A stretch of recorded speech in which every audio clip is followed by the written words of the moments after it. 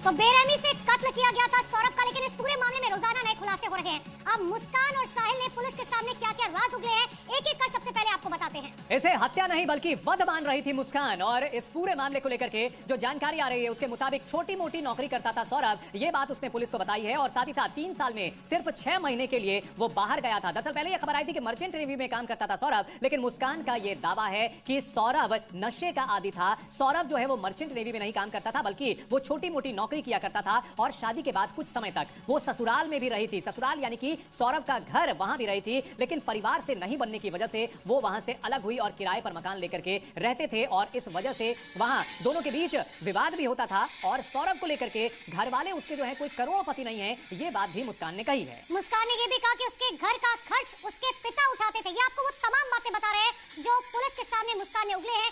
सौरभ की आर्थिक स्थिति खराब थी, वो मेरा तक खर्च नहीं उठा पाता था। ये तमाम बड़ी बातें मुस्कान की तरफ से कही गई, लेकिन उसने ये भी कहा कि मैं साहिल से बहुत प्यार करती हूँ। तो देखिए, एक के बाद एक जो खुलासे हो रहे हैं उसमें सबसे भयानक खुलासा यह है कि जो कत्ल किया गया सौरभ का, वो ये सिर्फ कत्ल नहीं था बल्कि ये लोग बलि मान रहे थे। मुस्कान जो कि ये मानती थी कि साहिल की मां को सौरभ का सिर पेश करेंगे तो उसे आशीर्वाद मिलेगा, और उस आशीर्वाद के बाद सौरभ और मुस्कान और साहिल एक हो जाएंगे। तो मेरठ हत्याकांड में बहुत बड़ा खुलासा हुआ है। साहिल खुद को रावण समझता था। देखिए, ट्रू कॉलर में रावण के नाम से उसका नंबर सेव था। अगर आमतौर पर आप देखें किसी का भी नंबर आप ट्रू कॉलर पर सर्च करेंगे तो उसका जो प्रोफाइल नेम होता है वो आपको शो होगा। और इसमें साहिल ने कमरे की दीवार पर भी लिखा था, मैं रावण हूँ।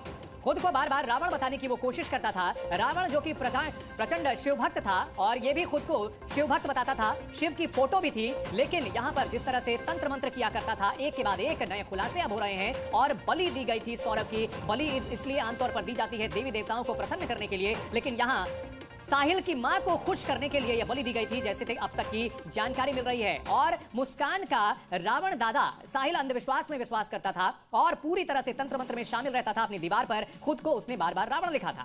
देखिए, मुस्कान ने ये कहा कि मुझे लगता था कहीं वो मुझे छोड़कर ना चला जाए। पुलिस के सामने जो राज उगले हैं मुस्कान ने वो बता रहे हैं। साथ ही उसने आगे कहा, मैंने उसको यकीन दिलाया कि मैं उसकी मरी हुई माँ से बात करती हूँ, और यही बात जो है फायदे में रही। मुस्कान की माँ ने कहा, साहिल तुम मुस्कान से शादी करो।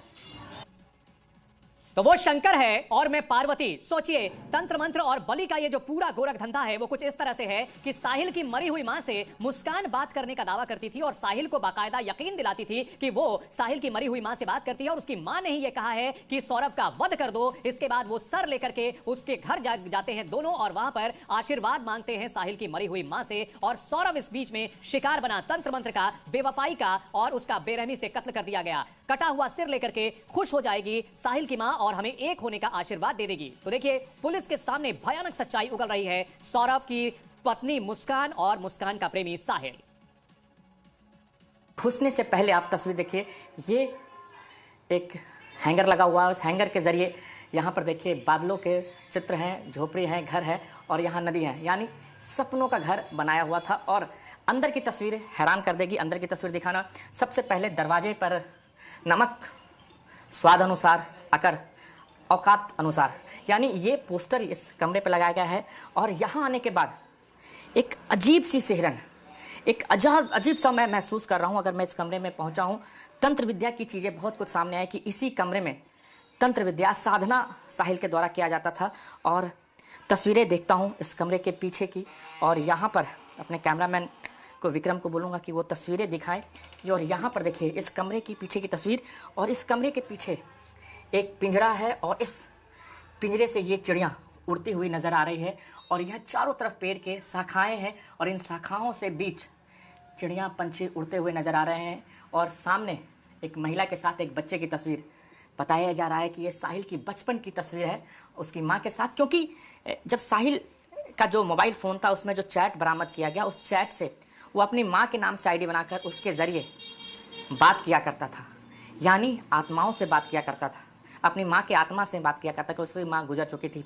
और दूसरी तस्वीर और जो शब्द लिखे हैं वो अपने आप में हैरान कर देने वाले हैं, डराने वाले हैं।